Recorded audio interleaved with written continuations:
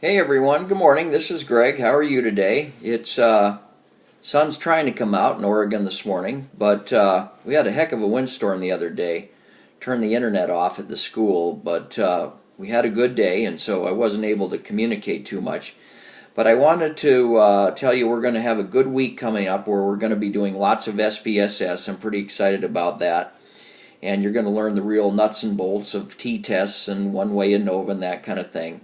But what I wanted to talk to you about this morning was the central limit theorem. And in the course, there's a real good activity regarding the central limit theorem. And you can take your time on that so you can do a good job on it. If you'd like to do an alternative activity, in addition, or just do it solely, that's fine too.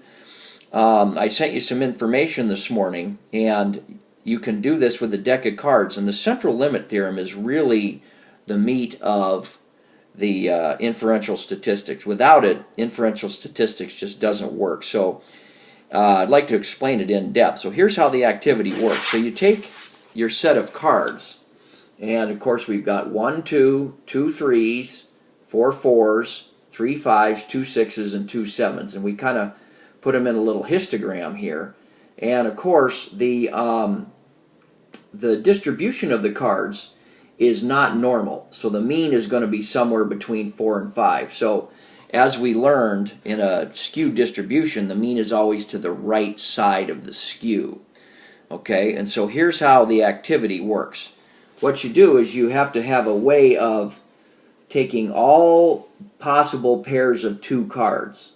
So let's say I have the 2 card in the first 3, the 2 card in the second 3, the 2 card in the first 4, and the 2 card in the second 4, and I get all possible samples of 2, and then I find the mean of each sample. The mean of each sample. Now, after I found the mean of each sample, I'm going to calculate the mean of those means, and I'm going to calculate the standard deviation of those means. And once you do this, all you have to do is send your results in, and then I'm going to talk a little bit more about them. But the central limit theorem is really pretty fascinating, and this will show you exactly how it works and why it's important. So that's an alternative activity for you. The other thing is we talked about the normal distribution and why are some things distributed normally and not. Well, here's a good example. When people started to measure the speed of light a long time ago, they came up with varying measures, and it was always around 300 million meters per second, which is the speed of light. But the speed of light never varies. It never has and never will since the beginning of the universe. But people measured it incorrectly, and the measurements happened to be normally distributed. Some were a little high and some were a little low. So that was the variation in the speed of light was normally distributed. Now, the same thing happens with any other natural phenomenon. If you throw a dart at a wall, sometimes it's going to be to the right, sometimes to the left. And the deviations from the middle will be normally distributed. So mathematicians in the ensuing eons developed a normal probability distribution function, and that's what your normal curve is. Now, not all data is normally distributed. The test scores in a high school math class may not be normally distributed around a mean, with the mean-median mode being the same. They may be skewed to the right or skewed to the left. The issue is that we study normal data because we want to understand the empirical rule, and that empirical rule, which tells us 68% of the data is within plus or minus 1 standard deviation, only applies to normally distributed data. Now, of course, not all educational data is normally distributed, but and a lot of it is not. But the central limit theorem helps us understand what we can do with non-normally distributed data. Okay, so if you want to work on that activity, that will be great, and that'll help quite a bit. I'll explain a little more when everybody gets it done. So the week's going to be pretty good. We're going to deal with actually how to use SPSS to calculate some inferential statistics and what they mean. The other thing I want to bring up is in your journal, it's asking you to discuss a couple of terms like One of the terms is statistical significance, and I believe another one's p-value. Well, this is something that quite often is misunderstood. Statistical significance simply means this.